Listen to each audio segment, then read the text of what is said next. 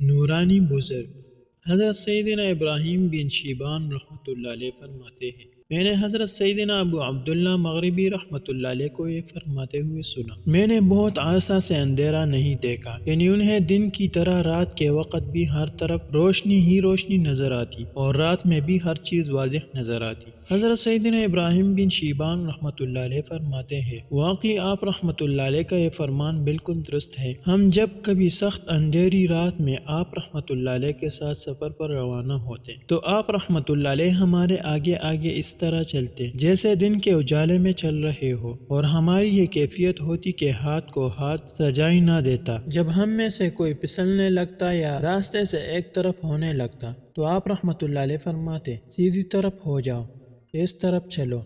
اس طرح آپ رحمۃ اللہ علیہ ہماری رہنمائی کرتے۔ ایک مرتبہ سخت اندھیری رات میں ہم آپ رحمۃ اللہ علیہ کے ساتھ سفر پر روانہ ہوئے۔ آپ رحمۃ اللہ علیہ ننگے پاؤں اور ننگے سر تھے۔ ہم آپ رحمۃ اللہ علیہ کے پیچھے پیچھے چلنے لگے۔ آپ رحمۃ اللہ علیہ ہماری رہنمائی فرماتے رہے۔ ساری رات سفر جاری رہا۔ جب صبح ہوئی تو ہماری نظر آپ رحمۃ اللہ علیہ کے مبارک قدموں پر پڑی تو وہ ایسے صاف و شفاف تھے جیسے کہ جاوے سے اترنے والی دلہن کے پاؤں صاف و شفاف ہوتے ہیں۔ آپ رحمۃ اللہ علیہ کے مبارک قدموں پر مٹی کا نام و نشان تک نہ تھا۔ آپ رحمۃ اللہ علیہ اپنے معتقدین کے درمیان بیٹھ جاتے اور انہیں واعظ و نصیحت فرماتے۔ میں نے کبھی آپ رحمۃ اللہ علیہ کو لوگوں کے سامنے روتے ہوئے نہیں دیکھا، لیکن ایک مرتبہ آپ رحمۃ اللہ علیہ اتنا روئے کہ روتے روتے ہچکیاں بن گئی۔ ہوا یوں کہ ایک مرتبہ ہم آپ رحمۃ اللہ علیہ کے ساتھ کوہ طور پر گئے۔ وہاں آپ رحمۃ اللہ علیہ ایک درخت سے ٹیک لگا کر بیٹھ گئے۔ ہم بھی آپ رحمۃ اللہ علیہ کے گرد بیٹھ گئے۔ آپ رحمۃ اللہ علیہ نے ہمیں واعظ و نصیحت کرتے ہوئے فرمایا،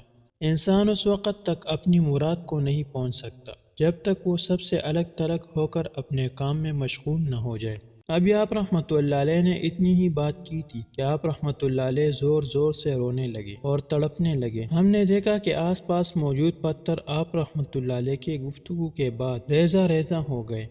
آپ رحمۃ اللہ علیہ اسی طرح روتے رہے اور تڑپتے رہے۔ بالآخر جب حالت سنبھلی اور ہوش میں آئے تو ایسے خوفزدہ اور غمگین تھے جیسے ابھی قبر سے نکل کر آ رہے ہوں۔ پھر کئی دن تک آپ رحمۃ اللہ علیہ پر خوف طاری رہا، اور اس واقعہ کے بعد آپ رحمۃ اللہ علیہ بہت کمزور ہو گئے۔